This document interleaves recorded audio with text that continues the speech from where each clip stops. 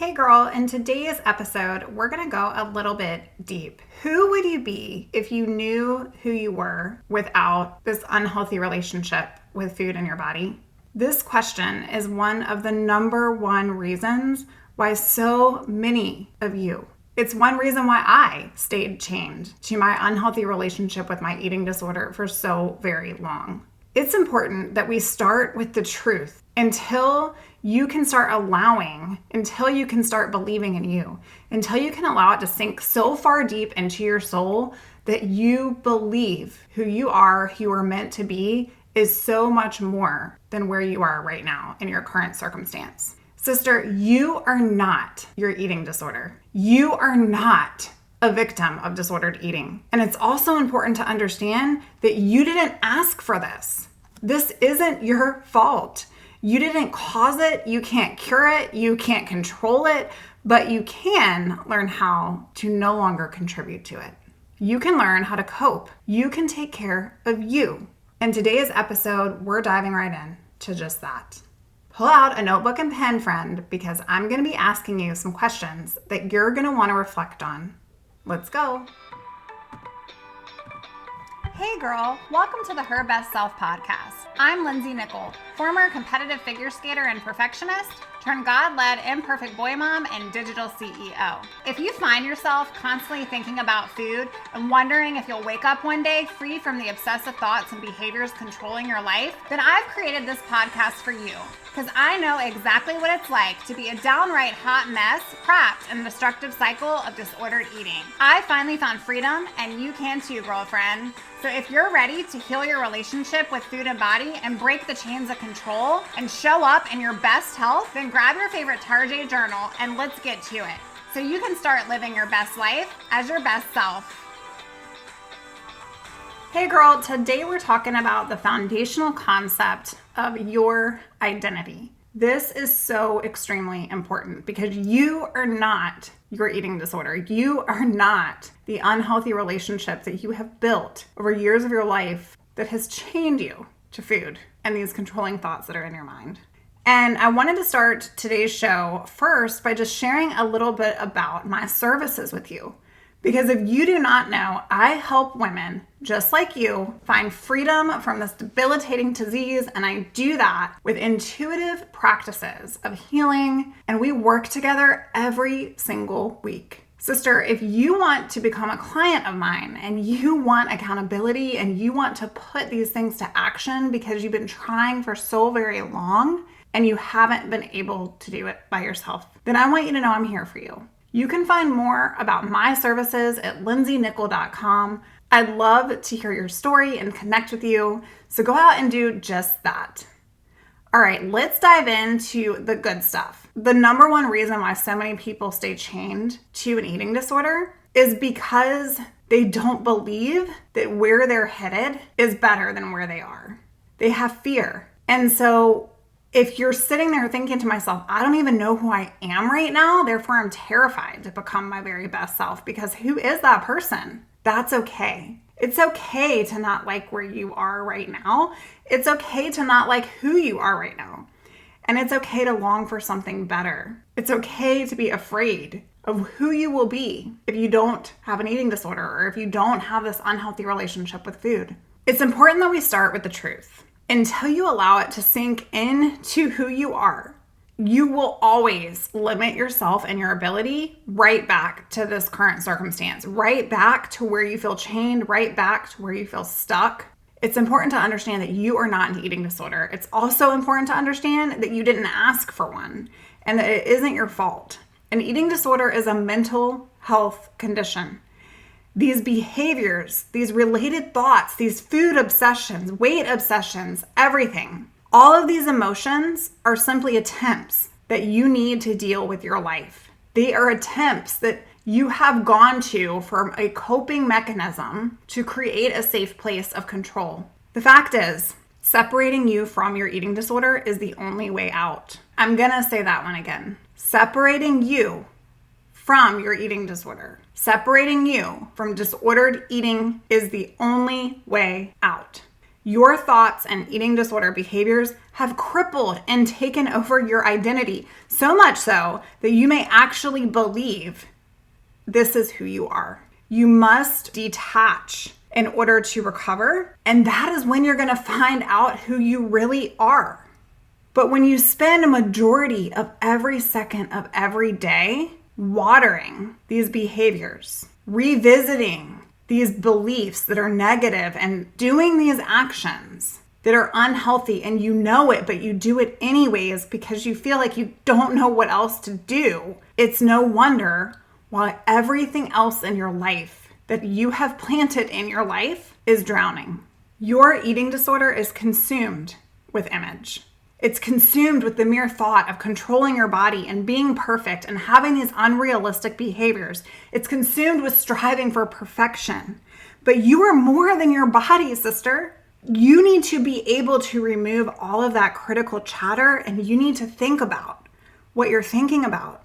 And it's okay if you're not there yet. But I want you to know that recovery from an eating disorder, I'm telling you right now, the facts, the only way out, the only way that I found freedom was I had to know my little best friend that lived inside my brain telling me to do all these things and believing in these distortions was a lie and a separate part of me. It was evil. It wasn't true. I fell for it for so long. And if you have fallen for it, there is no shame there. But you are not your eating disorder. Think about your heart. Think about your soul. You didn't come into this world restricting food so that you could look a certain way. Your current circumstance is not your definition. Friend, you are not defined by these chains. It is not who you are. Yes, you may be lost in this illness, but you can escape. The first step is realizing that you are not your unhealthy relationship with food and your body.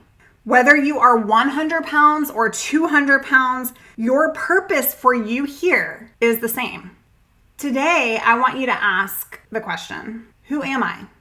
And it's okay if you don't know. I didn't know.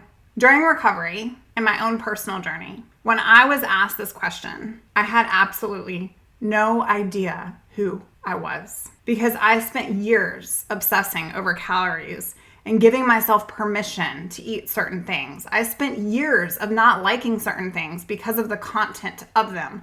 I spent years believing that I didn't like pizza, believing that I couldn't have a donut. I spent years chained to a scale that defined my self-worth. I had no clue who I was. How could I? And how could you? Who would I have been if I didn't allow food to control me? It was a question that, quite frankly, I didn't want to face. I didn't want to answer because I was scared crapless. I had no clue. And I'm wondering if you're thinking those exact same thoughts.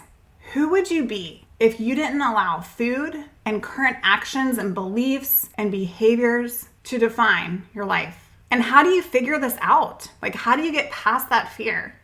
I want you to go back to the place before you can remember controlling every morsel of food that went into your mouth, before you can remember those food thoughts consuming your brain. Yes, this reflection, it's going to bring up feelings and it's going to bring up anxiety and it's going to bring up despair, but it's so important, friend. It is so important to establish a new tone over your life. And just because you feel you have always been this way doesn't mean you are this way. Just because you feel that you have always believed that skinny is the best and fat is the worst possible thing you could be on this planet, you are not your body. You're so much more than it. And this foundational concept is that you are not this unhealthy relationship in your mind. But where you spend your time is where your life will follow. I want you to think about this. What brings you joy? What are you passionate about? What's one thing that you like about you? And maybe you're sitting there and you're like, I have no idea. I have no idea. I want you to meet yourself back in that place before food and thoughts and everything controlling your life that generated this downward spiral hit you like a freaking tidal wave. Who were you then? What were some of the things that you liked? I remember my favorite thing in the world was skating my heart out laps and laps and laps around that ice. And I could hear it underneath my blade. I could hear it just make that sound, and the fresh air was so tranquil to my soul. I remember it was the most freeing, most exhilarating experience when I would go skate in the morning before the world even woke up. I was strong and I felt like I could conquer the world.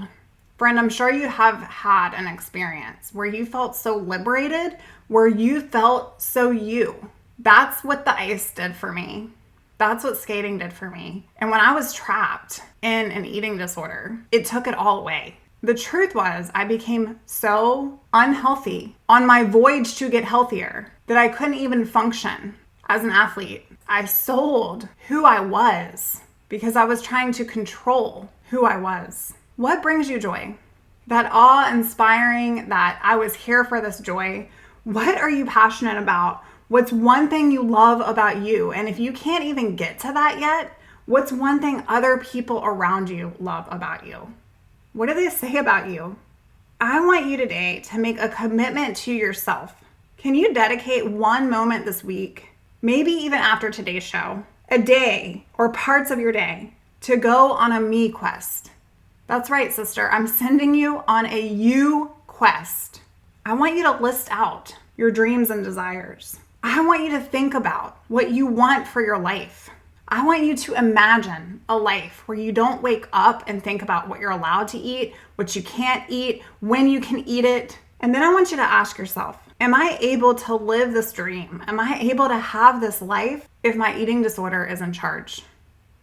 I remember watching my students, because I was a skating coach after I could no longer do it myself. And I remember watching them around the rink, having that same experience, that same powerful strength that it took to literally go a mile a minute around the ice. And I remember sitting there wondering if I could ever do that again. I wanted kids, and I was told I probably wouldn't ever have any. I wanted to stay in school. I wanted to go on and get my master's degree, and I was told that my organs were failing. I wanted to have someone that I could love and be in a relationship that I could give to that other person, but I couldn't even give love to myself. I wanted to actually live, actually be. And then I just decided I could no longer hold on to this current circumstance. And even though I was terrified of who I was going to be because it was so long since I had been her, I couldn't hold back any longer. Sister, that's when I found myself. And I only understood myself after I destroyed myself. And only in that process of recovery and putting one foot in front of the other and saying, no more, not today, Satan. No, thank you. I'm good. Did I find out who I really was and what I'm meant to do here? That's to serve you. But I would have stayed in that place if I didn't have the courage to try something new. You aren't a victim. Do you hear me? You are victorious. You aren't broken. You're healing. You're learning. You're human. You aren't alone, friend. You are held. You are right where you need to be. You're right where you need to be. I'm so blessed and honored that you showed up today to listen to my show.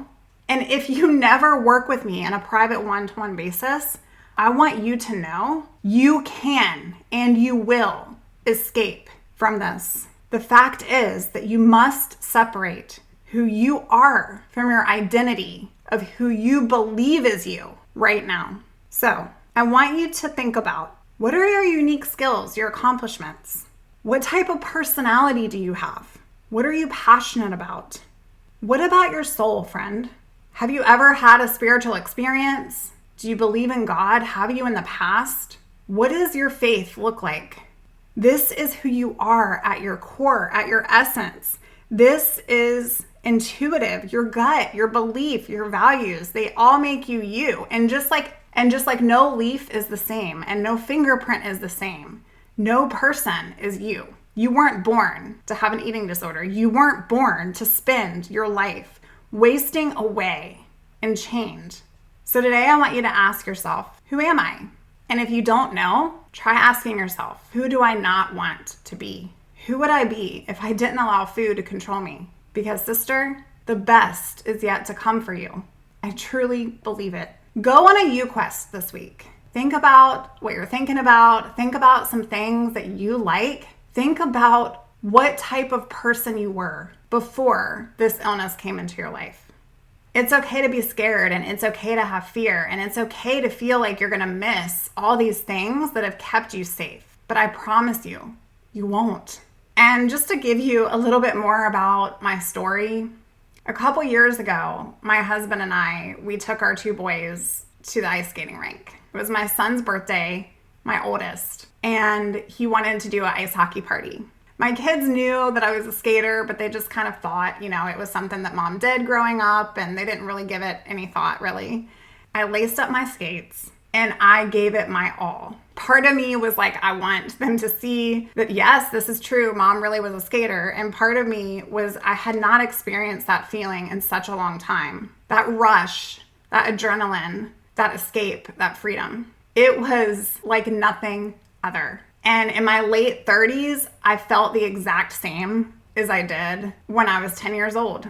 Strong, unafraid, comfortable in who I am and all that I've done. A conqueror, a victor, a warrior.